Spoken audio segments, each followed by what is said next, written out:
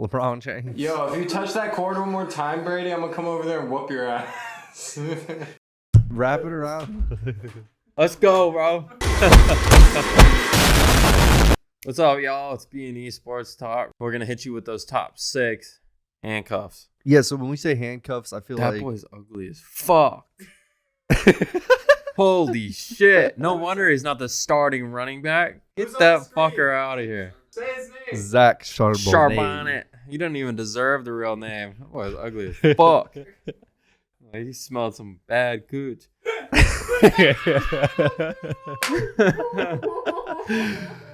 All right. Let's get back down to the business. Get into All this, right. man. Okay, so... Where's he even from, man? Where is this motherfucker from? Is he It just French? says UCLA, bro. He French? He's clearly some sort of France, but like, bro, so is like, I mean, there's people all over the world that have like French names that speak French though that are not fucking French. What? Ain't no telling. Like, dude, all those countries, bro, they all speak fucking French, but they're not France. Evan finds out about colonialism for the first time. Look at this motherfucker, bro. Boom. Okay, I I don't think got he's it. French. Here it is. Okay, so he was born in Camarillo, California, He's a Cameroonian. and his mother is part Cambodian and Chinese, but she immigrated to the United States from France. Yeah, Cambodia, they speak French there, I'm pretty sure, bro. Check me on that.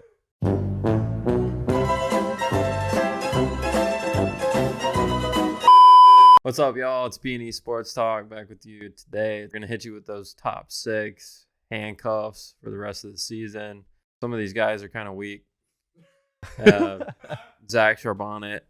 When Brady says weak, he Okay, means got they it. have no current value. For instance, Zach Charbonnet, he really doesn't. You know, some of these guys are purely just sitting there waiting for an injury, and that's where they'll gain their value, kind of like Jerome Ford did earlier for us. I feel like Zach Charbonnet is one of those guys. He hasn't done anything so far. He hasn't even looked that good when he's run the ball. He looks fine as a pass catcher and in pass protection and whatnot. So if Kenneth Walker were to go down, being in a Pete Carroll offense and being on the Seahawks, I'm sure they'd figure out a way to get him running the ball efficiently, and his pass catching is already there. So I feel like he would turn into an RB2 pretty much instantly if something were to happen to Kenneth Walker. Roster him if you're in a little bit of a deeper league, and if not, just watch him on the waiver wire closely. And if anything happens to Kenneth Walker, just be ready to pick him up. He has the talent, and he's in the right offense for him to succeed if he's the guy. I agree. If he's the guy there, he's going to succeed. All right, what about you, dog? First guy I've got on here is somebody who's kind of already established himself as the top handcuffs thus far, and that's Zach Moss. Neither of us are very high on the man. For whatever reason, he thrives in the Colts system, and it appears he might still be kind of the pass-catching back in that offense. If Jonathan Taylor were to go down again for any reason, we know what he can do, and I don't want to say he's going to keep doing it, but based on what he's done, he's going to keep doing it. So if Jonathan Taylor goes down, have this man already ready on your team, ready to go. Yeah, I mean, he's not going to get dropped anywhere. So, like, whoever has No. him, they're locked and loaded with him. But, yeah, like you said, like if Jonathan Taylor were to go down, he's instant starter. Instantly. I know he's still probably being started on Some teams. half the teams that he's rostered on probably. But, you know, and that's tough because you expect Jonathan Taylor to come out and thrive, and then it's not. It's Zach Moss. Yeah. So, like, I know in our league, in 3 of our leagues, Zach Moss was on the bench this week. The Colts are just proving to themselves why they shouldn't have paid their star running back Why'd they when pay they him? continue to use Zach Moss the way they did. That's what I'm saying. I don't get why they even paid the guy. After that whole ordeal, they're using Zach Moss. He looks good. Then they break down and pay him after all this time. He comes back, and then they still just get the ball to Zach Moss, Right. and he still looks good. That's $14.5 million mistakes you just made. That's what I'm saying, bro. Not only could they have saved those monies, they could have traded his ass and gotten more shit. For sure. Like, somebody would have paid for him. Definitely. I mean, Something. Anything. Literally just, even if it's a 7th round pick. I know they would have gotten a lot more than that, but like, it's something. Yeah. You saved yourself $14 million, and here's a free pick to take a dart on. Yeah, or get rid of Zach Moss. I know he's looked good, but the man's going to want to continue to play, and he's going to start woofing in the backfield when he's not playing. I'm not worried about that. That's something I like to keep an eye on. But he is the top handcuff. Easy. Right now. Yeah, and he's established himself as that clearly through these first 6 weeks. Yeah. It's been a big surprise for me. Big surprise for me. Like, I've never been a fan of his game. Did not think the Colts were going to do anything successful this year. I'm shocked. I'm still shocked. Yeah. Same. Every week it shocks me. Like every damn week, I'm like, dude, how is Zach Moss doing so good? Every week I expect it to be like that week to be a fluke. Yeah. But I'm just keep clearly on just going. wrong. I don't know. This is definitely one of the most wrong people I've been on all season. Yeah, I did it too. I didn't pick him up on the waiver wire because I thought he was going to be shit. Same, bro. I just looked at him in every league. I don't have him anywhere because it's Zach Moss. I'm thinking Zach Moss from the Bills. Yeah. I think I picked him up in 2 leagues just like because I absolutely had to, and it worked out great. I got Jaylen Warren as my next guy. He's already kind of starting to take over Najee Harris. And this guy's, gaining some standalone value, especially in some deeper leagues. I'm sure that people have played him as a flex in certain weeks.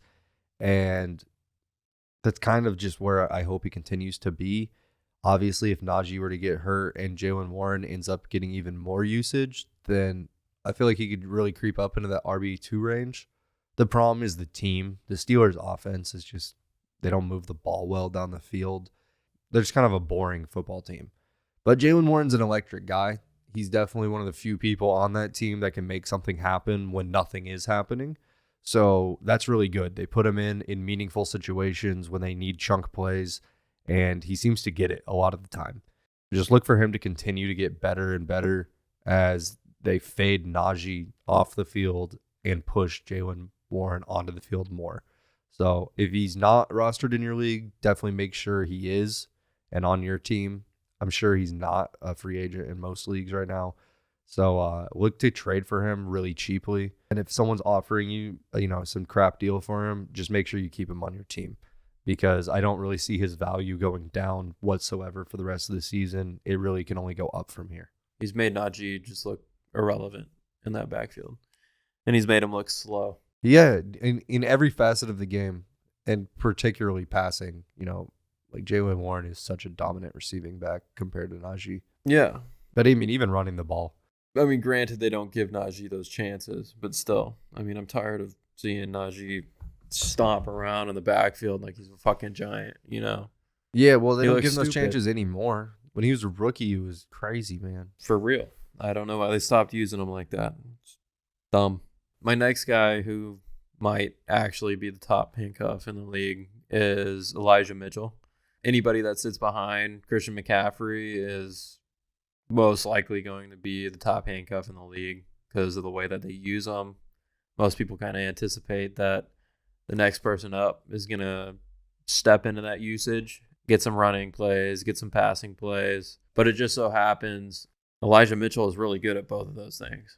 He can run the ball and catch the ball. So if Christian McCaffrey goes down and Elijah Mitchell is healthy, that's a great handcuff to have just kind of sitting around. Right now, if you have an IR spot, it's even better. The boy's just hanging out on your the IR spot, waiting to come back. He is a sweet handcuff because it's kind of one of these guys right now. He has no standalone value to speak of. Mm-mm. But yet, Christian McCaffrey clearly has a history of injuries. So if he were to go down, the 49ers offense is basically the best in the NFL, especially for running the ball. Yeah, that guy will win you some games, no doubt. Yeah, instantly. The last guy for me, I've got Jerick McKinnon. Last year, we saw what he can do to end the year. Pacheco went down, which made that entire Chiefs offense go from like somewhat of a running game to absolutely no running game at all. And Jerick McKinnon catching hella passes out of the backfield. If Pacheco goes down at any point, that offense changes and instantly Jerick McKinnon becomes a PPR, RB 2, 3. I have him sitting on my bench just for that reason. Yeah, if anything like that were to happen again, his PPR value instantly boosts him into your starting lineup, basically. For sure. Yeah. Just PPR, just catches. And he doesn't need anything else. Like the yards and touchdowns are just, cherry on top, basically. Yeah, and he continues to separate himself from everybody else in that backfield. Like Clyde continues to look like a piece of shit. Yeah, man, Clyde is just washed as hell. That was a terrible first-round pick in hindsight. Awful. I mean, granted, like he got injured a whole lot, but still, just not good. Rough. Bad choice to pick an undersized running back that high. Yeah, no kidding. You want to touch in on A.J. Dillon as our next handcuff? Yeah, A.J. Dillon, clearly he's not a free agent. He's rostered everywhere. Mm-hmm. If he's not, he definitely should be, I feel like. The Packers' offense so far has been pretty discouraging to me. However, Aaron Jones has been dealing with injuries so far on and off all season to begin the year. So it might just be one of those years for him where he ends up continuing missing game after game after game back, game off, game back, game off type of season. So A.J. Dillon definitely has standalone value. Even when Aaron Jones is healthy, the Packers just need to get better. Right now, he's not startable, but he definitely shouldn't be a free agent. He's just not startable in their offense. That's it. He's so good, though. I mean, talent-wise, him and Aaron Jones are probably their best players on offense, for real. Maybe you could say one of the receivers, but those two running backs are really all they've got. A.J. Dillon, definitely keep him around. Not like crazy high on his ceiling or anything like that, but he can definitely provide like a 10 to 15 point game for you in the crunch time. Yeah. And the last person we left out was Chuba Hubbard. You have anything you want to talk about on him with? I mean, other than the fact that he was a letdown when McCaffrey came out, no. He looked really good when he came out the other day behind Miles Sanders. And I don't know if that's because he finally has a fire under his rear or maybe he's kind of come around in the NFL a little bit finally. He looked good spelling Miles Sanders. And if the Panthers can put together games like they did last week, that'll make Miles Sanders a lot better. If Miles Sanders is a lot better and gets hurt, then Chuba Hubbard stepping into that in a good situation like he did the other day, that should give you a pretty good idea of what he can do as a running back cuff. He looked good the other day. He's really looked good all season, splitting carries with Miles Sanders too. I'm excited to see his career keep progressing. He's definitely getting better. I think this coaching staff is really good for him. For sure. Yeah. All right. Sweet, guys. Well, check out our what? Yeah. Check out our Instagram and our YouTube and our TikTok. We need subscribers and followers so we can come live to you on Sundays and Thursdays and whatever other days there's football. There's going to be some strange ones here soon. Saturday games are coming up here in like a month. So please subscribe, hit the like, and we'll see you next week. Indeed. Listen to our cameraman. They won't let me out of this box until you subscribe. Subscribe. We're not letting him out of that box. You better hit the button.